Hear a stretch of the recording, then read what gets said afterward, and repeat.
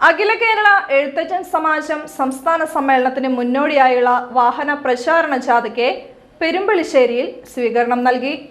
ഈ മാസം 28-ന് ശനിയാഴ്ച തൃശൂർ തേക്കിൻകാട് മൈതാനിയിലാണ് സംസ്ഥാന സമ്മേളനം നടക്കുക. സമാജം രക്ഷാധികാരി അഡ്വക്കേറ്റ് എം എ കൃഷ്ണനുണ്ണി വാഹന പ്രചരണ ജാഥയുടെ സ്വീകരണ ചടങ്ങ് ഉദ്ഘാടനം ചെയ്തു. നമ്മളിവിടെ എത്തിച്ചേർന്നിരിക്കുന്നത് അഖില കേരള എഴുത്തച്ഛൻ സമാജത്തിന്റെ ഈ മാസം 28-ാം തീയതി ശനിയാഴ്ച വൈകിട്ട് 4 മണിക്ക് തേക്കിൻകാട് മൈതാനത്തിൽ വെച്ച് നടക്കുന്ന സംസ്ഥാന സമ്മേളനത്തിന്റെ പ്രചരണത്തിനു വേണ്ടിയാണ്.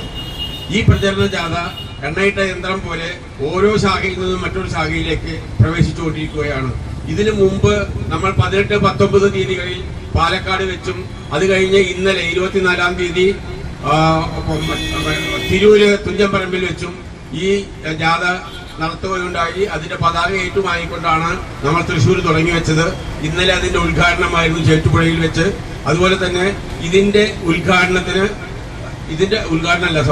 പ്രചരണ ജാഥ അവസാനിക്കുന്നതോടൊപ്പം തന്നെ നമുക്ക് 28-ാം തീയതി നടക്കുന്ന ഈ സംസ്ഥാന സമ്മേളനത്തിന് വേണ്ടി എല്ലാ മാന്യ സുഹൃത്തുക്കളും എത്തിച്ചേരണമെന്ന് വിനീതമായി അഭ്യർത്ഥിച്ചുകൊണ്ട് വാക്കുകൾ. പെരുമ്പളിശ്ശേരി ശാഖാ പ്രസിഡന്റ് CG രാമകൃഷ്ണൻ അധ്യക്ഷനായി. സംസ്ഥാന പ്രസിഡന്റ് PR സുരേഷ് ജാഥ ക്യാപ്റ്റനും തൃശൂർ ജില്ലാ പ്രസിഡന്റായ KK Jayaram, VA Raveendran, KG Aravindakshan, CN Sajeevan, CK Narayanankutty, CN പ്രേംബാസി, CN Jayamohan, Sujith ആറ്റുപുറത്ത്, KR Praveen, CG Bijukumar, CR Raveendran, CR Vijayakumar എന്നിവർ സംസാരിച്ചു. അഖില കേരള എഴുത്തച്ഛൻ സമാജം എന്ന് പറയുന്നത് ഈ കേരളത്തിലെ എന്നല്ല ഭാരതത്തിലെമ്പാടുമുള്ള എഴുത്തച്ഛൻ സഹോദരങ്ങളെ പ്രതിനിധീകരിക്കുന്ന ഏക സമുദായ സംഘടനയാണ് അഖില കേരള എഴുത്തച്ഛൻ സമാജം. ഈ സംഘടന എന്ന് പറയുന്നത് നിക്ഷിപ്ത താല്പര്യങ്ങൾക്ക് വേണ്ടി നിലകൊള്ളുന്ന ഒരു സംഘടനയല്ല, മറിച്ച് സാമുദായിക ഐക്യം നിലനിർത്തിക്കൊണ്ട് മറ്റ് സമുദായങ്ങളുമായി സ്പർദ്ധയില്ലാതെ നമ്മുടെ സമുദായത്തിൻ്റെ വളർച്ചയ്ക്ക് വേണ്ടി, ഉന്നമനത്തിന് വേണ്ടി പ്രയത്നിക്കുന്ന ഒരു സമുദായ സംഘടനയാണ് അഖില കേരള എഴുത്തച്ഛൻ സമാജം.